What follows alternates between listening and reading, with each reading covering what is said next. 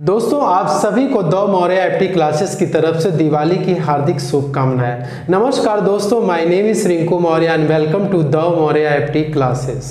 ITR file करते समय कई बार हमसे कुछ मिस्टेक्स गलतियां हो जाती हैं, जिसकी वजह से कि हमारी आईटीआर डिफेक्टिव मोड में चली जाती है और इनकम टैक्स डिपार्टमेंट हमें सेक्शन 139(9) में डिफेक्टिव रिटर्न की नोटिस इशू कर देता है और हमसे रिप्लाई मांगता है। असेसमेंट ईयर 21-22 के लिए काफ़ी सारे लोगों ने जो अपडेटेड रिटर्न यानी आईटीआर यू को फाइल किया था, उसके लिए इनकम टैक्स डिपार्टमेंट अब उन्हें डिफेक्टिव रिटर्न की नोटिस सेक्शन 139(9) में इशू कर रहा है। और आपको उस नोटिस की रिप्लाई कितने दिन के अंदर करनी है, कैसे करनी है और आपको अपने आईटीआर को किस तरीके से रेक्टिफाई करना है, ये सारी बातों की जानकारी आपको इस वीडियो में मिलने वाली है। डिफेक्टिव रिटर्न का सबसे पहला कारण होता है इनकम्प्लीट आईटीआर।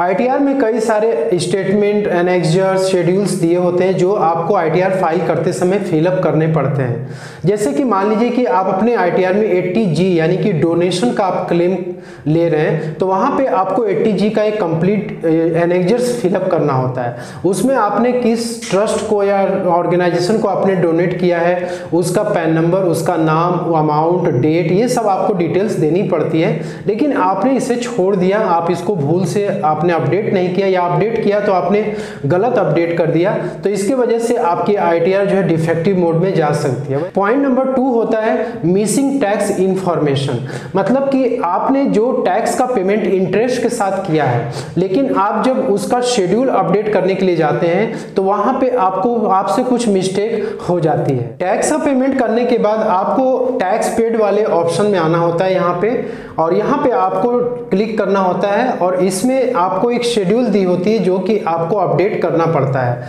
तो यहाँ नीचे आप आते हैं तो advance tax and self assessment tax payment show details पे आप क्लिक करते हैं। ऐड अनदर पे आपको क्लिक करना होता है और यहाँ पे आपको BSR code, serial number of challan और डेट ऑफ डिपॉजिट, ये इंफॉर्मेशन आपको यहाँ पे देनी पड़ती है। तो लेट सपोज कि आपने जो भी पेमेंट करा है और यहाँ पे जो आपने डिटेल सबमिट करा उसमें कुछ आपसे गलती हो जाती है, ठीक है, आपने बीएसआर कोड में कुछ गलती आपसे हो गई बाय मिस्टेक या फिर सीरियल नंबर में हो गया, तो ऐसे केस में ये मिसमैच जब होता है तो आपकी आईटीआर डिफेक्टिव हो जाती है। थर्ड रीजन होता है मिसमैच इन इंफॉर्मेशन।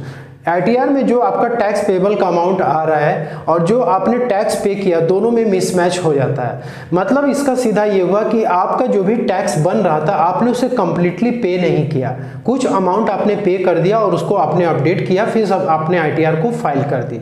तो ऐसे केस में भी आपकी आईटीआर डिफेक्टिव मोड में चली जाती है। नेक्स्ट रीजन होता है TDS claim but income not mention. आपके जिस इनकम पे टीडीएस कटा है वो फॉर्म 26AS में आपको दिखता है, एआईएस में भी आपको दिखता है।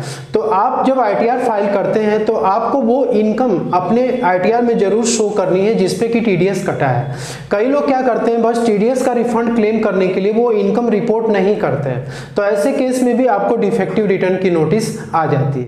असेसमेंट ईयर 21-22 के लिए यदि आपको कोई भी नोटिस डिफेक्टिव रिटर्न की मिली है तो आपको इसको सबसे पहले वेरीफाई करना है। डिफेक्टिव रिटर्न के नोटिस को चेक करने के लिए आपको अपने इनकम टैक्स पोर्टल पे सबसे पहले लॉगिन कर लेना है, पेंडिंग एक्शन में आना है और यहाँ पे आपको ई प्रोसीडिंग पे क्लिक करना है। तो आपको कुछ इस तरीके की डिफेक्टिव रिटर्न की नोटिस सेक्शन 139(9) में आपको देखने को मिलेगी और यहाँ पे आपका जो स्टेटस है यानी कि आपको ये रिप्लाई सबमिट करनी है और ये रिप्लाई आपको 15 डेज के अंदर सबमिट करनी है। तो सबसे पहले तो आपको इन नोटिस को चेक करना है, व्यू नोटिसेस पे आपको जाना है और यहाँ पे आप देख सकते हैं कि आपको DIN नंबर यहाँ पे दिखता है। इसी DIN नंबर के थ्रू ही आपको अपना रिप्लाई वगैरह सबमिट करना होता है और यहाँ पे आपको जिस डेट को आपको नोटिस मिली है और आपका जो लास्ट डेट है यानी रिस्पांस ड्यू डेट 16 नवंबर है, तो यानी 15 दिन का आपको टाइम यहाँ पे मिलता है। आपको 15 डेज के अंदर इसकी रिप्लाई करनी है और इस रिटर्न को आपको रेक्टिफाई भी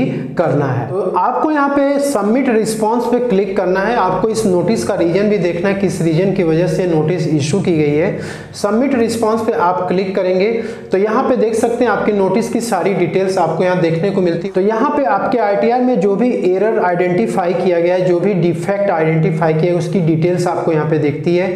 तो यहाँ पे आपको बोला है कि सेक्शन 140B में आपने जो पेमेंट करना था टैक्स का या लेट फीस का वो आपने नहीं किया है, ठीक है, और आपने जो है उस डिटेल को अपडेट नहीं करा है। असेसमेंट ईयर 21-22 में जिन लोगों ने अपनी नील की ITR फाइल की थी, यानी कि 2.5 लाख के नीचे की इनकम उन्होंने डिक्लेयर की थी, ITR U में आप नील की ITR को फाइल नहीं कर सकते हैं। आपको कुछ ना कुछ तो टैक्स अमाउंट, चाहे वो लेट फीस हो, आपको पे तो करना पड़ता है। तो आपको इनकम मिनिमम दिखानी है, 2.5 लाख तक आपको इनकम दिखानी पड़ती है और 1000 रुपये की पेनाल्टी आपको पे करनी पड़ती है। तो असेसमेंट ईयर 21-22 में काफ़ी लोगों ने इनकम डिक्लेयर तो कर दिया, लेकिन उस समय क्या था ना कि लेट फीस वगैरह वो कैलकुलेट होकर के नहीं आता था, तो लोगों ने उसे छोड़ दिया, उन्होंने नील की ITR फाइल कर दी।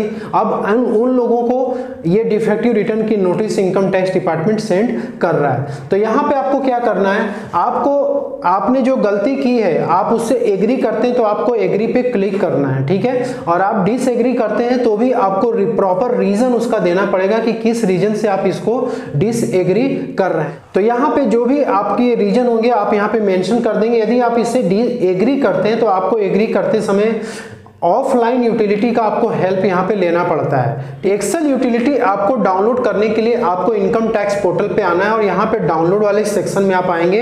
यहाँ आपको असेसमेंट ईयर 21-22 सेलेक्ट करना है, यहाँ पे आपको ITR 4 सेलेक्ट करना है और यहाँ से यूटिलिटी एक्सेल बेस्ड इसे आपको क्लिक करके इसे डाउनलोड कर लेना है। इसको आप ओपन कर लेंगे और यहाँ पे इनेबल एडिटिंग पे आपको क्लिक करना है। देन आपको इस यूटिलिटी असेसमेंट 21-22 के लिए पूछ रहा है, आपको ओके पे क्लिक करना है। तो यहाँ पे देख सकते हैं कि सारा जो इसमें कॉलम है वो सारा ब्लैंक है। अब यहाँ पे आपको अपना जो भी असेसमेंट 21-22 की इंफॉर्मेशन आपको यहाँ पे ऑटो अपडेट करानी है। तो आपको क्या करना पड़ेगा, यहाँ पे इंपोर्ट प्री फिल डाटा पे आपको क्लिक करना है। तो इसके लिए आपको इनकम टैक्स पोर्टल पे चले आना है और यहाँ पे आने के बाद आपको ई फाइल वाले सेक्शन में आपको आना है और यहाँ पे डाउनलोड प्री फिल डाटा पे आपको क्लिक करना है और यहाँ पे आपको असेसमेंट ईयर सेलेक्ट करना है 21-22 और डाउनलोड पे आपको क्लिक कर लेना है। देन अगेन आप इस एक्सेल यूटिलिटी को ओपन कर लेंगे और यहाँ पे इंपोर्ट प्री फिल डाटा पे आपको जाना है, ओके पे क्लिक करना है। जहां आपने फाइल डाउनलोड की है वहां से इसको अटैच करा लेना है। तो यहाँ जितनी भी इंफॉर्मेशन आपकी है वो आकर के यहाँ पे सेव हो जाएगी। तो आपकी बेसिक डिटेल्स यहाँ पे आ जाती है। अब आपको नीचे की तरफ आना है स्क्रॉल करके और यहाँ पे आपको नेचर ऑफ एम्प्लॉयमेंट सेलेक्ट करना है, ठीक है। तो यहाँ पे आप इसको क्लिक करेंगे तो अपने अकॉर्डिंग आप सेलेक्ट कर सकते हैं। हम यहाँ पे अदर्स पे क्लिक कर रहे हैं और यहाँ पे आपको फाइल अंडर सेक्शन ध्यान देना है। तो यहाँ पे आपको क्या करना है, फाइल अंडर सेक्शन में आपको सेक्शन 139(8)A आपको सेलेक्ट करना है, ठीक है। अपडेटेड रिटर्न यहाँ आपको सेलेक्ट करना है। अब लोग कहेंगे कि सर सेक्शन 139(9) में हमें नोटिस डिफेक्टिव रिटर्न की मिली है, तो हम तो उस नोटिस के रिस्पांस में इस रिटर्न को फाइल कर रहे हैं। तो यहाँ पे आप जैसे कि आप फाइल इन रिस्पांस पे आप क्लिक करते हैं तो यहाँ पे आप देख सकते हैं सेक्शन 139(9) का यहाँ ऑप्शन दिख रहा है। लेकिन यदि आप इसको सेलेक्ट करके अपना रिटर्न यदि तैयार करेंगे और अपलोड कराएंगे तो वहाँ आपको एरर दिखाएगा।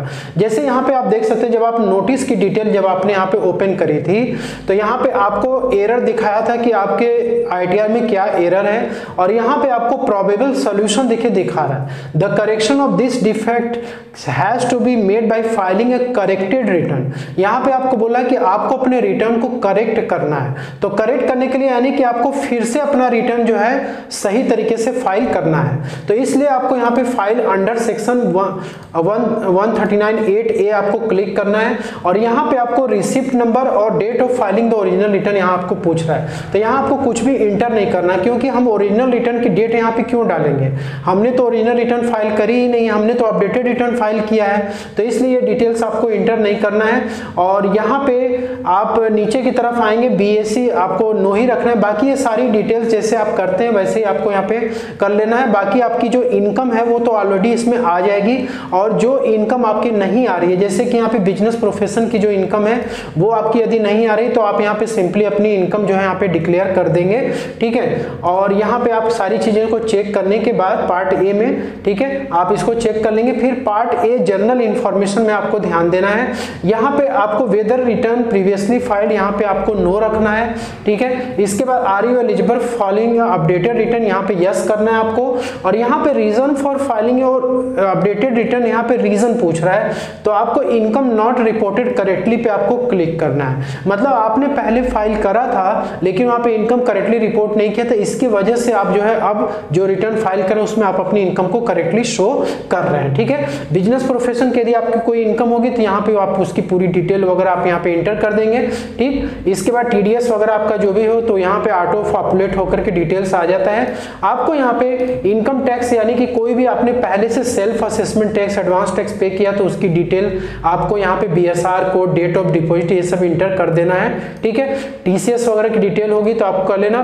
टैक्सेस पेड एंड वेरिफिकेशन पे आपको यहाँ पे आ जाना है, ठीक है। तो यहाँ पे आप देख सकते हैं कि आपको पहले आप इनकम डिटेल में आप आ जाएंगे। ये सारी डिटेल्स आपको फीडअप करने के बाद बिजनेस प्रोफेशन की और इनकम सैलरी वाली सारी इनकम आपको करने के बाद आपको यहाँ पे कैलकुलेट टैक्स पे आपको क्लिक करना है, ठीक है। तो ये आपकी शीट पूरी तरीके से अपडेट हो जाएगी, टैक्स वगैरह कैलकुलेट हो जाएगा। तो यहाँ पे आप देख सकते हैं कि आपकी जो इनकम टोटल आई है 4,75,000 की इनकम आई और इसमें आपका टैक्स बना। अब आपको 87A में यहाँ पे रिबेट मिल गया। तो आप देख सकते हैं कि 5 लाख तक की इनकम जो है तो टैक्स फ्री होती है। लेकिन उस टाइम पे जो लोग आईटीआर अपनी फाइल किए थे उस टाइम पे क्या होता था कि रिबेट वगैरह कैलकुलेट होने के बाद यहाँ पे जो टैक्स पेबल यानी कि जो आपका लेट फीस का पेमेंट होता था वो नहीं आता था। तो लोग क्या करते थे, ऐसे ही आईटीआर अपनी फाइल कर दिए थे। अब जो है नोटिस भेज करके ये जो 1000 रुपीज का पेमेंट है ये आपसे इनकम टैक्स डिपार्टमेंट पे करने को बोल रहा है, ठीक है। तो टैक्सेस पेड में जब आएंगे तो यहाँ पे आपको अमाउंट पेबल बोल रहा है 1000 रुपीज का। तो सबसे पहले तो आपको ये अमाउंट आपको पे कर देना है। तो टैक्स का पेमेंट करने के लिए आप ई फाइल वाले सेक्शन में आएंगे, ई पे टैक्स पे आपको क्लिक करना है। इस पे ऑलरेडी सेपरेट वीडियो हमने बना के डाली हुई है और यहाँ पे आपको न्यू पेमेंट पे क्लिक करना है। यहाँ पे आपको इनकम टैक्स प्रोसीड वाले पहले वाले ऑप्शन पे क्लिक करना है। यहाँ आपको असेसमेंट ईयर सेलेक्ट करना है 21-22, जैसे मेरे केस में 21-22 है, आपके केस में जो होगा आप असेसमेंट ईयर आप सेलेक्ट कर लीजिएगा। और यहाँ पे आपको सेल्फ असेसमेंट टैक्स पे आपको क्लिक करना है, कंटिन्यू बटन पे आपको क्लिक करना है और यहाँ पे आपको अदर्स में 1000 रुपीज का आपको यहाँ अमाउंट इंटर करना है, ठीक है। करने के बाद आपको कंटिन्यू बटन पे आपको क्लिक करना है और यहाँ पे कई सारे मोड ऑफ पेमेंट है, आप जो है इसके थ्रू आप पेमेंट कर सकते हैं, ठीक है। तो यदि आपको इसके आगे का प्रोसेस देखना है तो आप मेरी वीडियो जो टैक्स पेमेंट का देख सकते हैं, वैसे मैं आई बटन में लिंक दे दूंगा, आप वहां से देख सकते हैं। तो ये पेमेंट करने के बाद आपको पार्ट बी वाले डिटेल्स में आने के बाद जो आपने पेमेंट करा है उस पेमेंट को आपको यहाँ पे अपडेट करना है, ठीक है। Details of payment section 140B, यहाँ पे आपको BSR code, date of payment और सीरियल नंबर और अमाउंट आपको यहाँ पे प्रॉपर तरीके से यहाँ पे इंटर आपको करना है। तो यहाँ पे आप अपनी सारी डिटेल्स वगैरह इंटर कर देंगे, BSR code, date of deposit, serial number of challan. आपको कुछ इस तरीके का चालान जो है जनरेट होकर के मिलता है, तो इसमें आप बीएसआर कोड, चालान नंबर और डेट आपको जरूर से यहाँ पे अपडेट कर देना। जैसे आप अपडेट करेंगे आपका टैक्स ड्यू यहाँ पे 0 हो जाएगा। ऊपर आने के बाद आपको इस शीट को वैलिडेट करना है, ठीक है। तो आपको सारी डिटेल्स यहाँ पे इंटर करने के बाद अब यहाँ पे आपको जनरेट जेएसएन पे आपको क्लिक करना है। तो आपकी फाइल ये सेव हो जाएगी, जिस भी पाथ में सेव होगी आपको कंप्यूटर में अपने देख लेना, देन ओके पे आपको क्लिक करना है।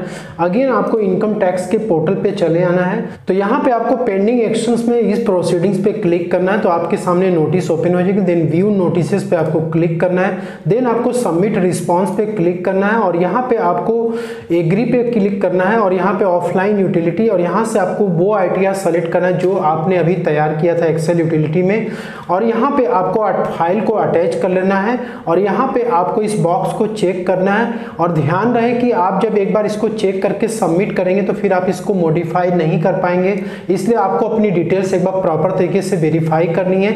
देन आपको यहाँ पे सबमिट पे क्लिक करना है। तो आपके सामने स्क्रीन पे सबमिटेड सक्सेसफुली का ऑप्शन आ जाएगा। तो इस तरीके से आप अपनी रिप्लाई जो है डिफेक्टिव रिटर्न सेक्शन 139(9) का आप फाइल कर सकते हैं। तो दोस्तों आई होप कि आपको सारी बातें क्लियर हो गई होंगी। यदि इससे रिलेटेड कोई क्वेरी रह गई तो आप कमेंट बॉक्स में लिख के जरूर पूछ सकते हैं। तो मिलते हैं नेक्स्ट वीडियो में, तब तक के लिए जय हिंद, जय Bharat. Thank you so much for watching this video.